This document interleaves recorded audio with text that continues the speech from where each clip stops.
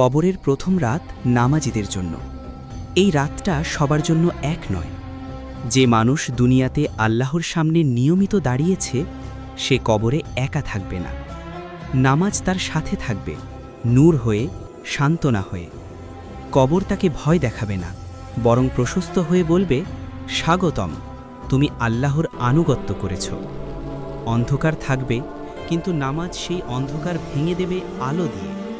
মুনকার নাকির প্রশ্ন করবেন, আর নামাজি শান্ত কণ্ঠে উত্তর দেবে, কারণ সে দুনিয়াতেই এই প্রশ্নগুলোর উত্তর শিখে এসেছে। তার কবর হবে জান্নাতের এক টুকরো বাগান, আর সে থাকবে প্রশান্ত ঘুমে। নামাজ বলবে, ভয় পেও না, আমি তোমার সাথে আছি কিয়ামত পর্যন্ত।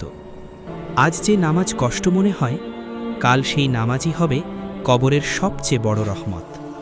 নামাজ ছেড়ো না, কারণ কবর একা।